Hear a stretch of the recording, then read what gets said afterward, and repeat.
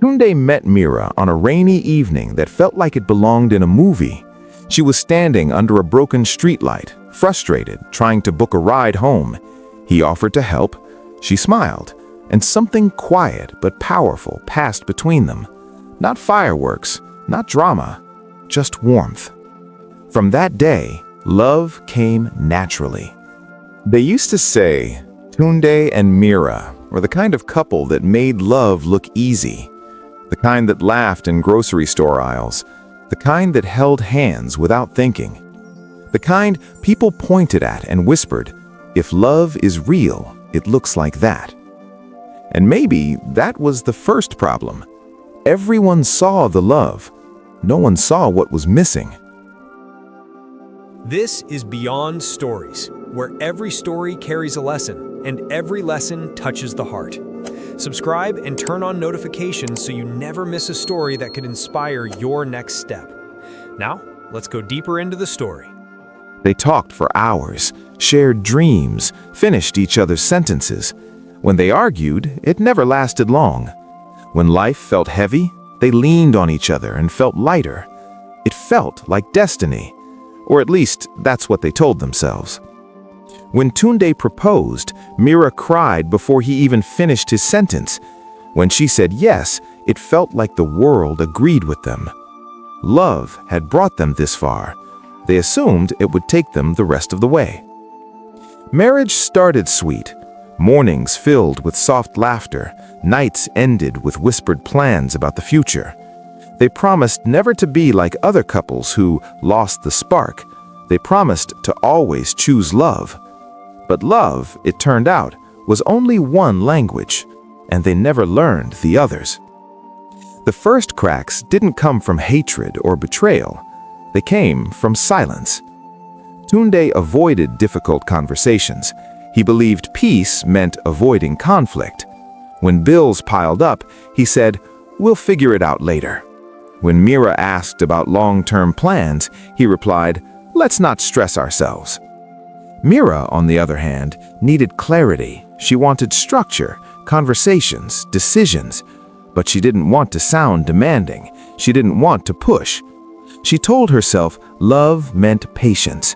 So she swallowed her concerns and smiled. They loved each other deeply. They just didn't talk deeply. Responsibility became another quiet divider. Mira planned, budgeted, thought ahead. She worried about savings, about growth, about stability. Tunde believed things would somehow work out. He was talented, creative, full of ideas, but inconsistent with action. "You worry too much," he would say gently.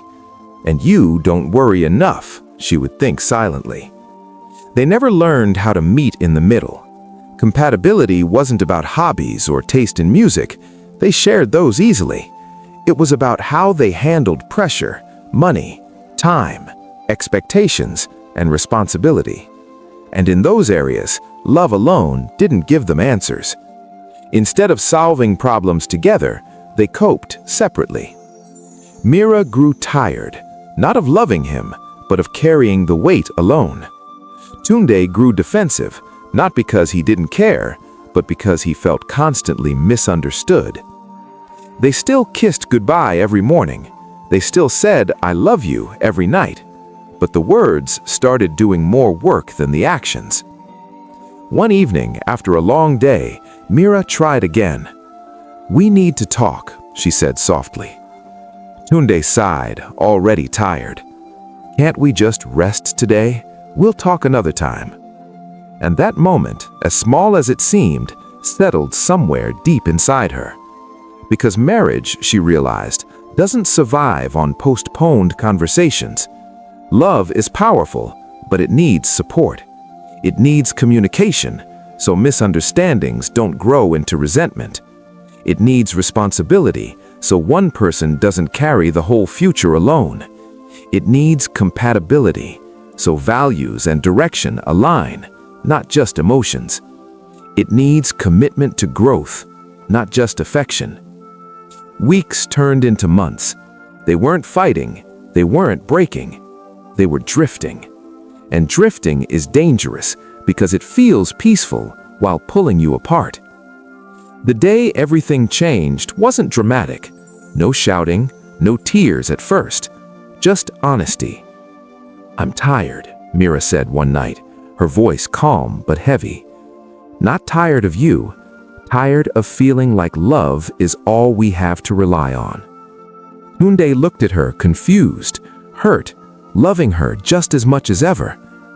"But we love each other," he said. "I know," she replied, "but love shouldn't feel like I'm drowning quietly." That was the night they understood something painful. Love brought them together, but love alone couldn't keep them together. They sat there, hands touching, hearts still connected, realizing that marriage is not just about feelings, it's about skills, choices, effort, alignment, growth.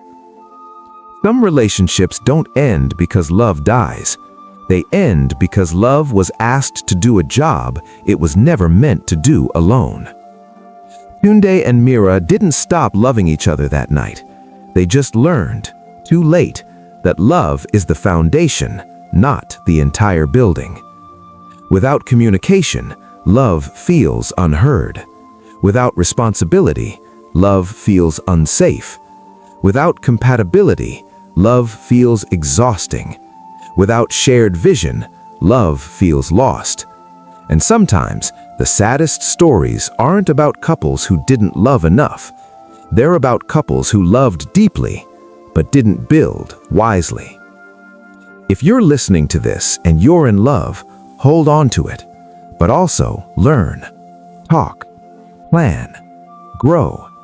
Choose responsibility, choose understanding, choose alignment. Because love can start a marriage, but only wisdom sustains it.